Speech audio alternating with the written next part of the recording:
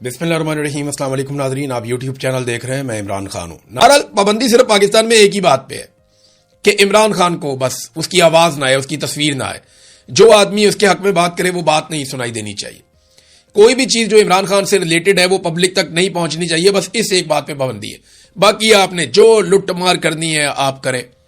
ये देखें ना, बिजली सार्फिन से इन्होंने कितनी लुटमार की है। 3 सालों में 19 खरब वसूल कर लिए। वो इस्लामाबाद में 12 अरब रुपए का एक स्कैंडल भी आ गया जिसके अंदर कुछ ब्यूरोक्रेट भी मुलविस हैं। और गेम क्या डाली जनाब, पेट्रोलियम मसनूआत जो है इनको जखीरा करते हैं, इसके ऊपर मुनाफा कमाते हैं। लाओ अपना अपना पैसा जमा कराओ। कई लोगों ने हराम का पैसा कमाया हुआ था, 17वें 18वें 19वें ग्रेड के ऑफिसर, उन्होंने अपना पैसा इधर लगा दिया। बेचारे रोला भी नहीं डाल सकते कि अब बताना पड़ेगा ना पैसा आया कहां से। भाई जिसने करोड़ों रुपया लगाया वो तनख्वाह में से तो नहीं लगा सकता। अब ये सरकारी अफसरान ने अपना करोड़ों रुपया जो साइड पे किया हुआ था वो इस सट्टे में लगा दिया कि जनाब एक बहरान आया हुआ है, हम भी पैसा कमा लेते हैं। जैसा कि मुबैना तौर पे कहा जा रहा है कि बहुत सारे सरमायादार मिडिल ईस्ट में पैसा कमा रहे हैं, उन्हें पहले ही पता चल जाता है कि अब डोनाल्ड ट्रंप ने क्या कहना है और अब किस किस्म का स्टेटमेंट आएगा। अब लड़ाई वाला माहौल बनेगा या अब अमन वाला माहौल बनेगा। कीमत $10 नीचे जाएगी या $5 ऊपर जाएगी, वो उनको पहले से आइडिया होता है, वो पैसा बना रहे हैं। इसी तरह का एक माफिया इस्लामाबाद में था। ये 12 अरब रुपए का स्कैंडल जो है ना, पेट्रोल जखीरा करेंगे, मुनाफा कमाएंगे, आपको भी हिस्सा देंगे लालच देके, तो ये एक मेगा स्कैंडल इस्लामाबाद में मंजरेआम पे आ गया। जो मर्जी करें आप, लुटमार की खुली इजाजत है पाकिस्तान में। बस आपने पाकिस्तान तहरीके इंसाफ से दूर रहना है, बाकी आप जो मर्जी करें। फजलुर रहमान साहब को आज समझ आई होगी, जैसे कि जरदारी साहब को अब समझ आ रही है, जैसे कि बिलावल को अब समझ आ रही है कि ब्रूट मेजोरिटी होती क्या है। जब डंडा दे के इनसे करवाया जाएगा ना आईनी तरमीम पे दस्तखत, जब 28वीं आईनी तरमीम पे इनसे दस्तखत करवाए जाएंगे और इनसे वोट लिए जाएंगे, तो तब इन्हें मजा आएगा और पता चलेगा कि ब्रूट मेजोरिटी होती क्या है। फजलुर रहमान साहब को सबने समझाया। मैंने उस वक्त भी कहा था कि बारी बारी सबकी बारी, लेकिन उस वक्त इनकी मौजें लगी हुई थी, इनको मजे आ रहे थे। आज फजलुर रहमान साहब कौमी असेंबली में तकरीर कर रहे थे, उनकी आवाज ही काट दी। आप अंदाजा करें कि फजलुर रहमान की भी आवाज बंद कर दी, जिसने इमरान खान की हुकूमत गिराने में मरकजी किरदार अदा किया था, सबसे मेन मोहरा बना था। फजलुर रहमान साहब ने मेन मोहरे के तौर पे अपनी ड्यूटी की थी और उस वक्त इमरान खान की हुकूमत गिराने में सबसे कलीदी किरदार अदा किया था। आज जनाब कौमी असेंबली में इजहार ख्याल कर रहे थे, जब तक मीठी मीठी बातें की तब तक चलता रहा मामला। जैसे ही तनकीद शुरू की उनकी आवाज बंद कर दी गई। ये सबके साथ होगा, ये जरदारी के साथ भी होगा, नवाज शरीफ के साथ भी होगा, उनके बच्चों के साथ भी होगा। पाकिस्तान के हर सियासतदान को इसमें से गुजरना पड़ेगा, रास्ता कोई नहीं ये छोड़ेंगे। देखिए ना, इमरान खान ने कितना मौका दिया सबको, बहुत मौका दिया इमरान खान ने। इमरान खान ने अपने हिस्से की मार भी खाई, जो खुद गलती की उसकी भी मार खाई, और जो बाकियों ने किया उसका भी कुफारा अदा किया। इमरान खान ने लगभग पाकिस्तान की सारी सियासी क्रीम का कुफारा अदा कर दिया, इतनी मार खाई। इस वक्त आसिम मुनीर की एक्सटेंशन का मामला चल रहा था, तो पीएमएलएन को इस बात का खतरा था और उनके लोग ये कहते थे कि अगर हमने आसिम मुनीर साहब को एक्सटेंशन ना दी तो वो पीटीआई के साथ मिलकर हमारी मंजी ठोक देंगे।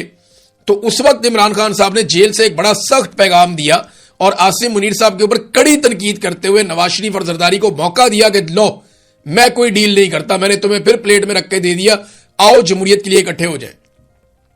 लेकिन ये छोटे छोटे वक्ती मफाद के लिए इन्होंने बहुत बड़ा सियासतदानों का नुकसान कर दिया।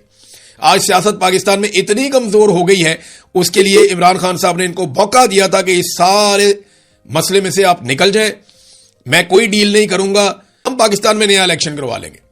देखें ना, अब इमरान खान परफॉर्म करेगा तो ठीक है, नहीं करेगा तो वापस किसी और की बारी आ जाएगी। जमहूरियत तो ऐसे ही होती है। लेकिन इन सारों ने ये चुना कि हमने जूते पॉलिश करने, अब जूते पड़ने का टाइम आ गया इनको।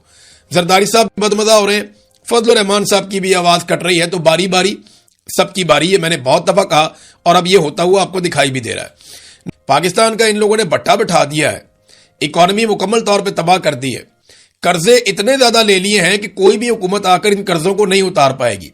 महंगाई इतनी बढ़ा दी है कि अब ये महंगाई कम नहीं हो पाएगी, जो कम करने की कोशिश करेगा वो मुल्क को दिवालिया कर देगा। ये मैं आपको सही बात बता रहा हूं। आज अगर ये इमरान खान को लाके हुकूमत दे दें तो 10 साल से पहले ये इकोनॉमी अब ठीक नहीं हो सकती जो इन्होंने इसके साथ कर दिया है। 4 साल में इन्होंने इतना कर्जा लिया जितना कर्जा पाकिस्तान बनने के बाद से लेकर अब तक हमने 70 साल में लिया था। जो कर्जा पाकिस्तान ने 70 साल में लिया उतना कर्जा इन्होंने 4 साल में लिया। جو چیزیں پاکستان کے ساتھ پچھلے 50 سال میں نہیں ہوئی انہوں نے کر دی.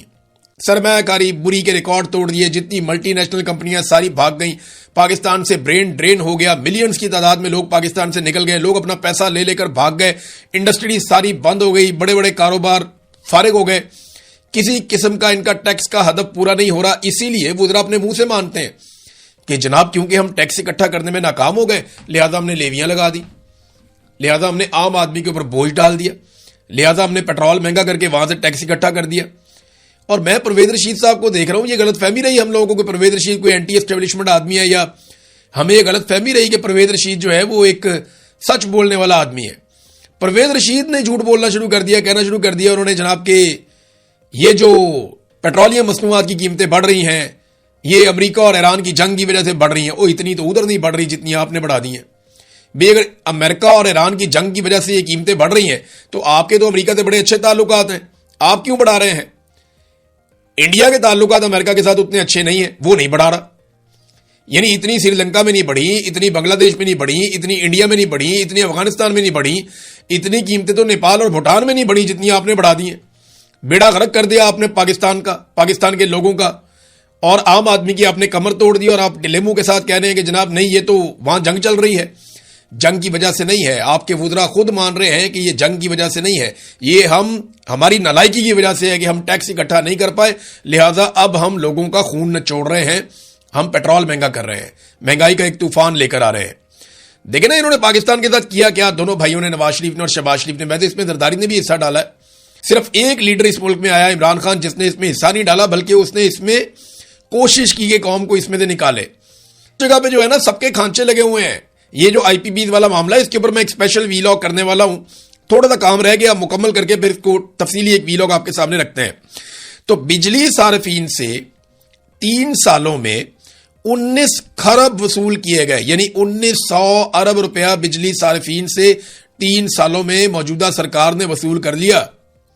اور یہ ٹیکس کا پیسہ ہے, یہ اضافی ٹیکس وصول کیا, یہ بجلی کی قیمت نہیں ہے. بجلی کے اوپر جو ٹیکس وصول کیا, جو اضافی ٹیکس وصول کیا, وہ 3 سالوں میں 1900 ارب روپیہ وصول کر لیا انہوں نے, 19 خرب روپیہ, آپ اندازہ کریں. اور پاکستانیوں کو انہوں نے کہا تھا کہ ہم تو 300 یونٹ تک بجلی مفت دیں گے.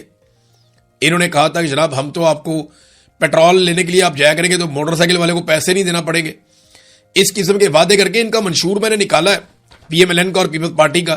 میں ایک آدھے دن میں آپ کو منشور بھی ان کا پڑھ کے سناتا ہوں, آپ کو بتاتا ہوں انہوں نے کیا وعدے کیے تھے اور قوم کے ساتھ انہوں نے کیا کیا ہے. بات تک کے لیے اتنا ہی, اپنا خیال رکھیے گا, اپنے اس چینل کا بھی. اللہ حافظ.